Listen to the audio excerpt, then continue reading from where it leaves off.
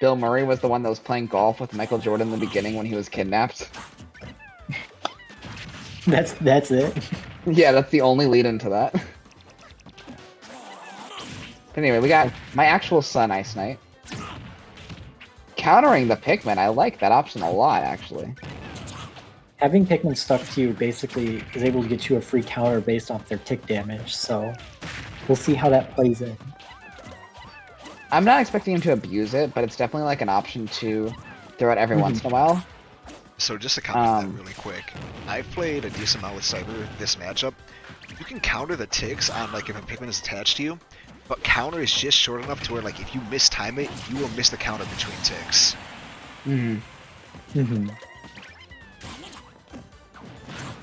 Oh wow, okay. Grab range? Especially on like Olimar, just having that long range grab is pretty nice. Up throw not gonna kill? No, not yet. Is it the blues or the yellows that have more throw damage? I can't remember which one. So, blue has more throw damage, red and purple are gonna be stronger. Yellow has like longer lasting hitboxes, and then white. White's like the one where if you attach it to him, it does more damage. Oh, okay. Oh, yeah, that's the tick. Yeah. You saw that. Manifested into existence. How could you? I did it twice today with the Diamond Pearl remakes, and now this. Fair.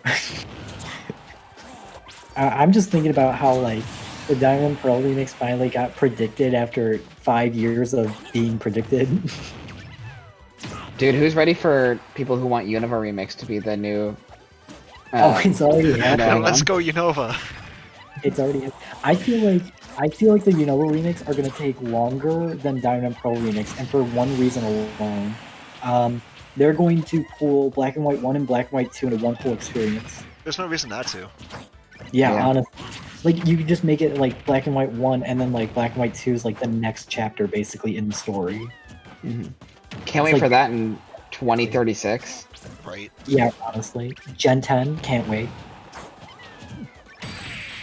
Oh, wow, the ups. Read.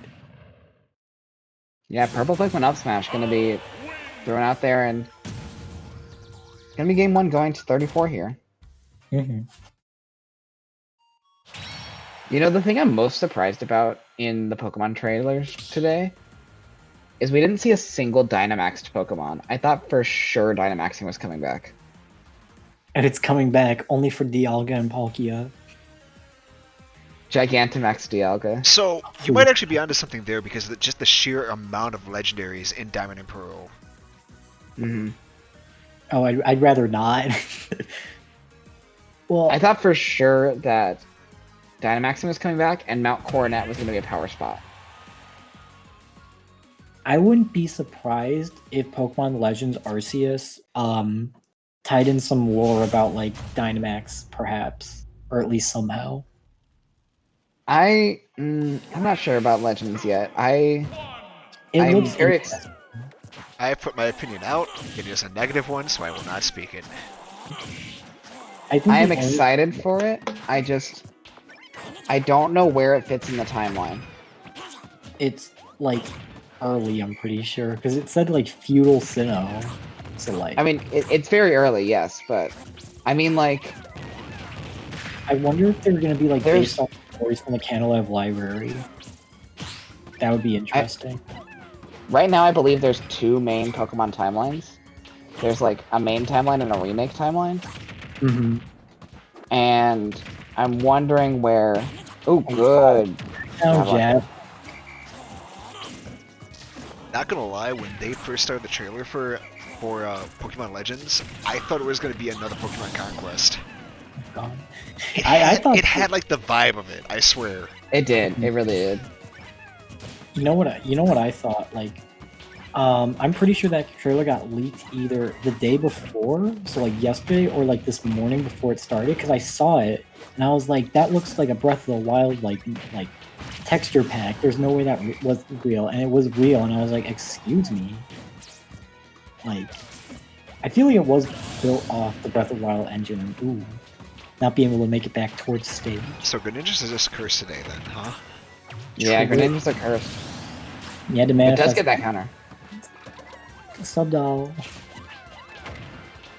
We should have more Pokemon winning. It's Pokemon. Well, it's not Pokemon Day yet. Tomorrow's Pokemon Day. Not today. You still got like 2 hours. Today's Sinnoh Day, but tomorrow's Pokemon Day. Where's my League of Legends Pokemon? Like, that's the one thing we didn't hear anything about, and they've just been quiet on it. What's going on? Where's Pokemon? I feel like we're gonna get some more news tomorrow. Not on the games, obviously, but like on other things. Right. Mainly the TCG, the anime, maybe a new movie announcement. But I think we can definitely get some updates on Unite tomorrow. I mean, I'm not really interested myself in Unite, but like it's still nice to see. It's different. Oh, another purple kill. The way I feel about it is, like, if it's a good game, then great. We have something to play as a community together. Mm-hmm. Switch is... I feel like Switch is severely lacking that sort of content in a game. No, I agree. There's like points where the Switch has a lot going for it, and then like some points like recently and when the Switch came out, there was like nothing. Like there are like dry spots, and then there's like complete oases, and then we're back to dry. Yeah, that's been happening, but like across the board, is there really an online party game that works well with Switch? I was about to say, I just want a good Mario Party game.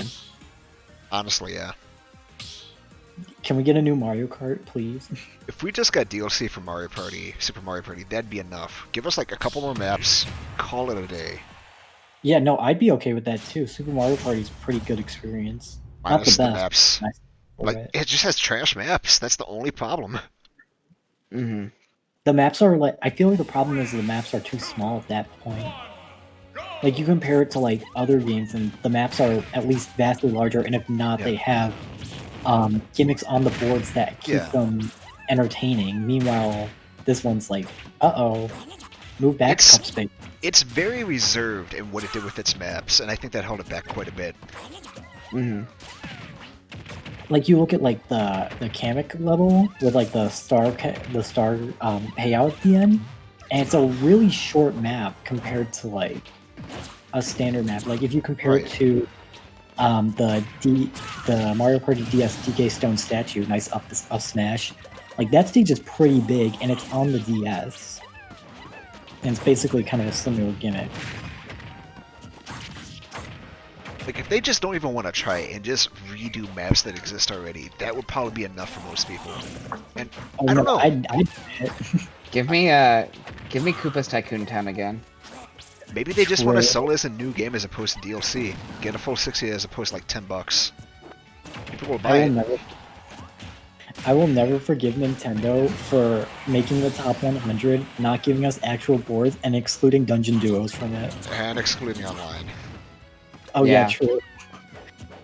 I forgot the top 100 was a thing. Honestly, it was at the so very end. Poorly made. Normal DS's life, or is it 3DS? 3DS. It was at the very end. Nice down tilt up smash. Because it was at the very end because it was that game that came out, and then Mario Sports Superstars came out, and that game is forgettable beyond belief. Remember either of those? I was too busy playing Ultra Sun, I think. I think that was like either when the Switch came out or like a little bit after, because I remember they were really forgettable. Unfortunate too, because they were like, they had like heart somewhat. That's what's kind of a shame about like the really, really good games that came out for 3DS. I would say like what is it? Link Between Worlds, Samus Returns, games like those that are just like really good experiences that not everyone experienced. They're kind of just lost to the void at this point because there's no new DS coming out. There's no new Portal coming out because it's the Switch. It's the home console now.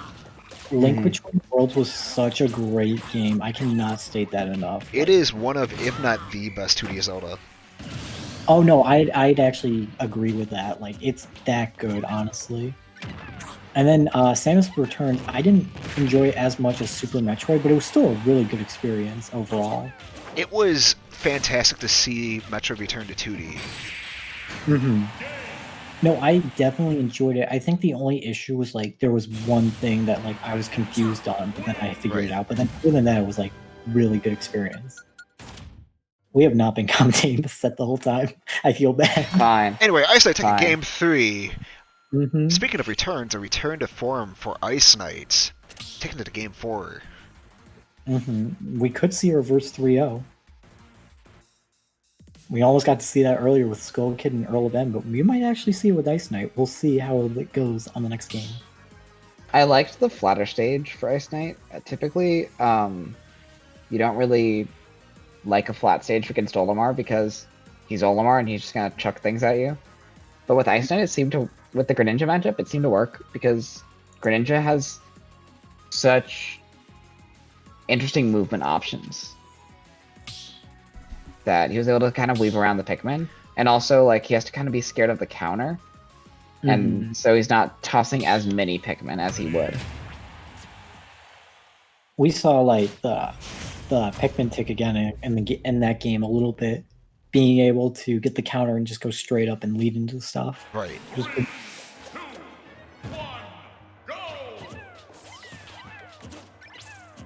Going back to PS2 again.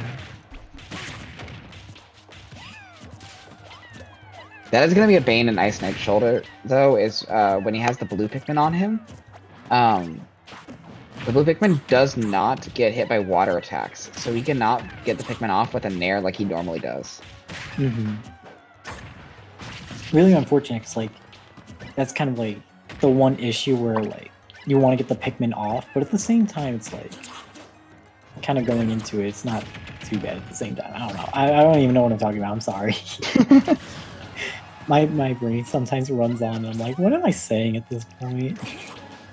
The thing is, like, it just limits your options, because with any other Pikmin, you're able to just get it off of you with that really quick get off me option Nair.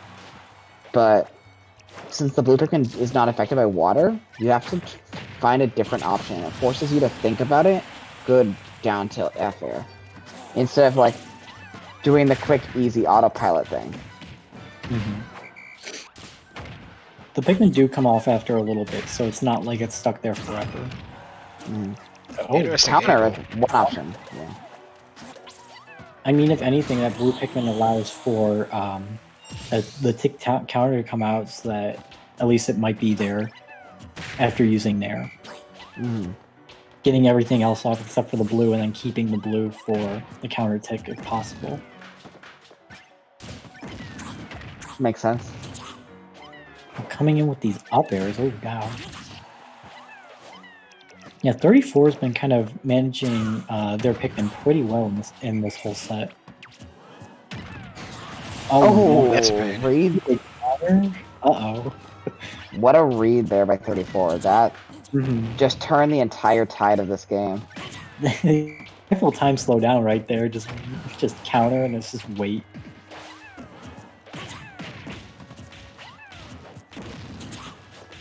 And also, it's so hard to come not back again.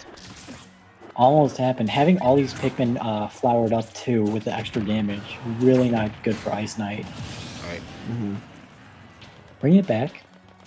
One stock game, but this is looking really difficult for IceKnight. Especially having that purple out there. Just having a purple out in general is just really scary for your opponent. And it's so hard as any character to get a comeback against Olimar. But with a character like Greninja, who doesn't really like have too many comeback mechanics, it's gonna be that much more difficult. There it is. And there it is. 34 taking the game, taking the set 3-1 to IceKnight.